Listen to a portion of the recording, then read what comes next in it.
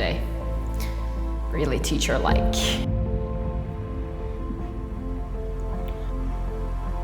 Hello everybody and welcome to another episode of English with Sarvi. Today we got another episode of Stories of My Class.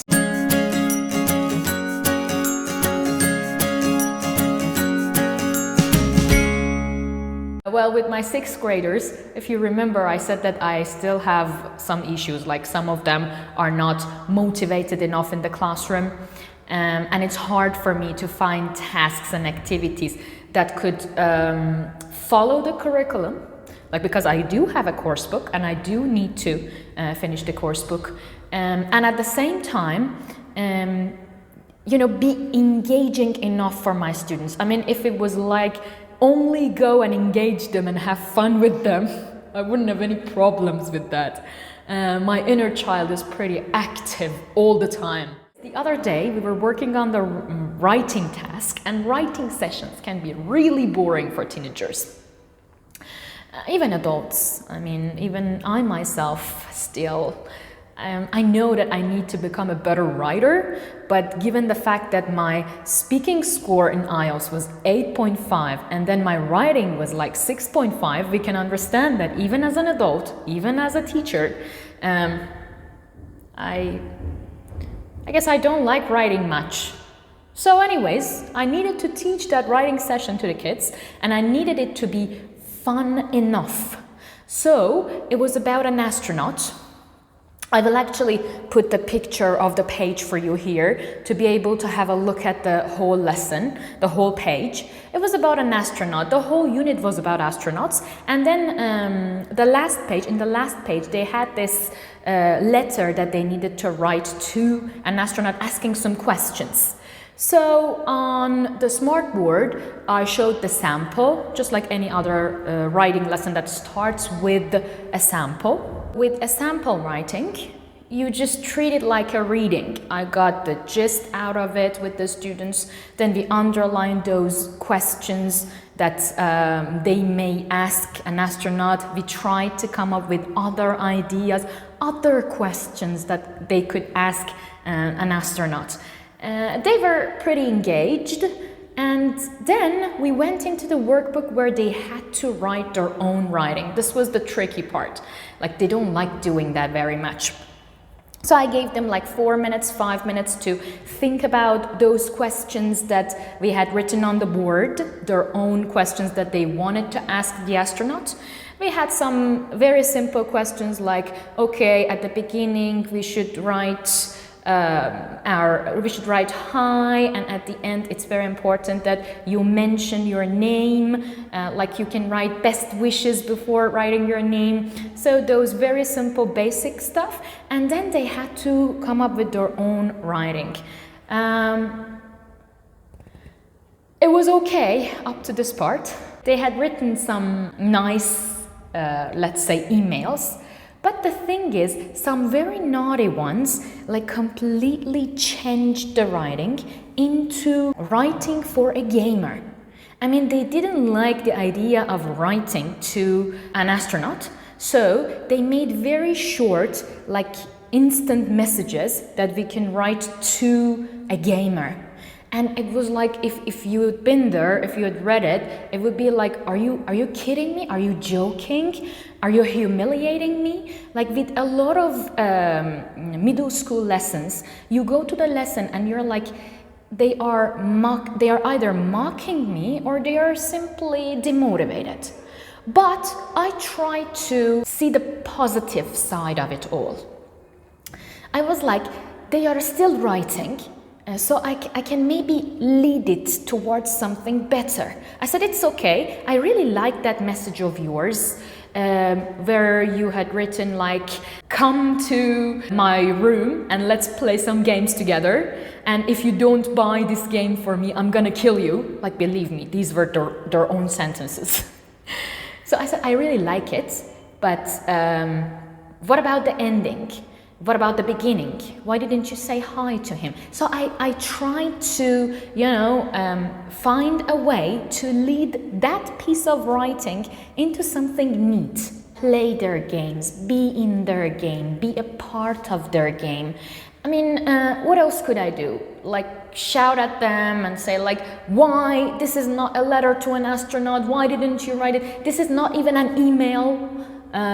Are you kidding me? Are you joking? This is just an instant message. So I just got the joke and I tried to turn the joke into a piece of writing. And I think it worked, because at some point, I know it was not even a writing anymore. At some point, I just looked at them and I saw that they are like, teacher, I have an answer for that email, because in the beginning, I did something nice too. I said, you can find the astronaut in the classroom and you can write to that astronaut that lives in this classroom. Why don't you write to Ali? Why don't you write to Yeet? Why don't you write to Arda? Their own friends inside the classroom. So at some point I saw that it had turned into like answering the email to. I could have never made them write an answer to those emails that they were writing, even if I tried so hard. Because usually they don't like to even write the email itself, let alone going for the answer. But when I got their own joke and turned it into something fun, turned it into an email, turned it into a thing that they could relate to, then they actually wanted to answer the email too. So at some point I saw that one of them was not even writing. He was coming, he came up with the whole idea of the letter like spontaneously. He would just say it and it was fine. He was looking at his workbook and he was just saying words that I knew was not even written on his workbook, but it was fine. It was still production. With teenagers, things are different. I'm telling you, it's not like adults or children. You need to be in their game to be able to get their attention, to be able to make them produce things. Because it's like they are not that obedient as some kids are, and at the same time they don't know, sometimes they don't know the value of the information they are receiving, because they are like really obstinate and or really, let's say, angry most of the times, struggling with their own identity, trying to be cool, trying not to say yes directly and right away. So I think being in their game helped me a lot in that lesson. The other thing, that sometimes we can get really overwhelmed with the activity, especially games, that we forget the importance of learning and educating students. When I play games, I myself, sometimes I get so competitive that I notice that I'm like, okay, no cheating, you sit there, you do that. Why did you look at his laptop? Why did you check Google? And then yesterday, I caught myself red-handed. During a Kahoot, when we were playing a Kahoot together with my 6th graders.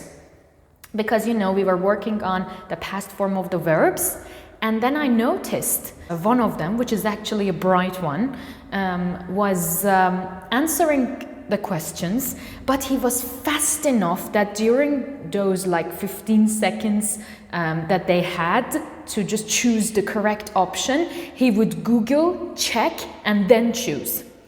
And then in the middle of like yelling at the kid, I just stopped and I was like, it's happening. What we want is happening right now. Are you evaluating the student or practicing? This is the most important question to ask yourself. Like with that Kahoot, I was actually practicing the past forms. So I think, why? What's the matter with the kid trying to check whether he's, sending the correct answer or not? This is something that could happen from time to all of us, like becoming more competitive when we are playing games with kids. I think at some point they need to learn that it's okay to Google, it's okay to research. about different topics that we have no information about. And yeah, that's all I wanted to share with you. I spoke a lot, just like always. So yeah, go ahead, subscribe to my YouTube channel if you still haven't done it. I mean, it's fine, you can still do it. So go ahead, subscribe to my YouTube channel, like the video, share it with your friends, and did I say it all? I guess I did. So goodbye.